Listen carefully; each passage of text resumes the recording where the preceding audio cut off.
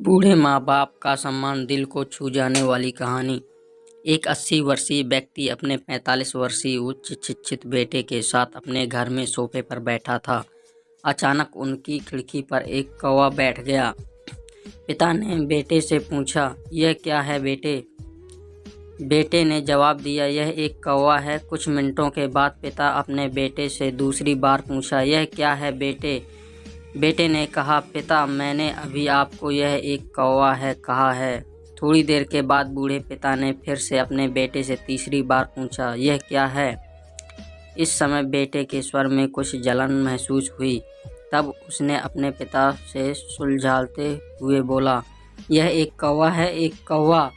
थोड़ी देर बाद पिता ने फिर से अपने बेटे से चौथी बार पूछा, यह क्या है?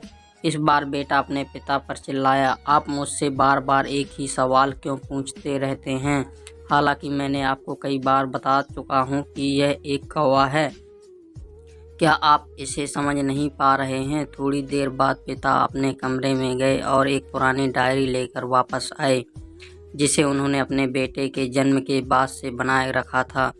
एक पेज खोलने बाद उन्होंने अपने बेटे को उस पेज को पढ़ने के लिए कहा। जब बेटे ने इसे पढ़ा तो निम्नलिखित शब्द डायरी में लिखे गए थे, आज मेरे 3 साल का छोटा बेटा सोफे पर मेरे साथ बैठा था जब खिड़की पर एक कौवा बैठा था।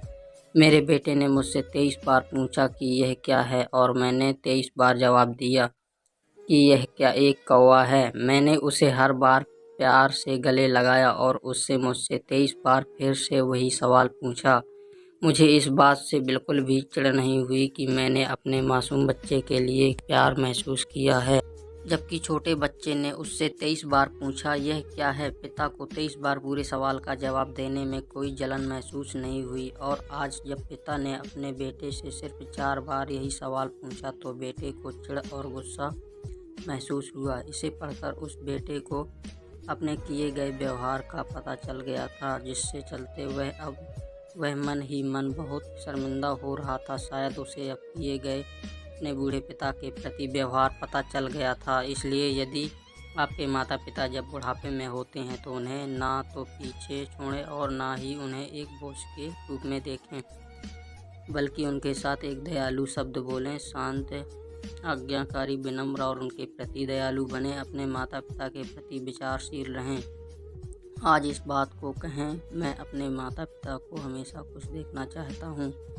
जब से मैं छोटा बच्चा था उन्होंने मेरी देखभाल की है। उन्होंने हमेशा मुझ पर अपने निस्वार्थ प्रेम की वर्षा की है। उन्होंने आज समाज में मुझे एक व्यक्ति के रूप में प्रस्तुत करने के लिए तूफान और गर्मी को देखे बिना सभी पहाड़ों और घाटियों को पार किया है। भगवान से प्रार्थना करें, मैं अपने बूढ़े माता पिता की सर्वोत्तम तरीके से सेवा करूंगा। मैं अपने प्यारे माता पिता को सभी अच्छे और दयालु शब्द कहूँगा, चाहे वे कैसे भी व्यवहार करें। तो आप सभी इन कहानी को पढ़ने के बाद सीख जरूर मिली होगी। तो आपको यह कहानी कैसी लगी कमेंट में ज़रूर बताएं, और वीडियो पर पहली बार हैं तो चैनल को सब्सक्राइब कर लें। धन्यवाद।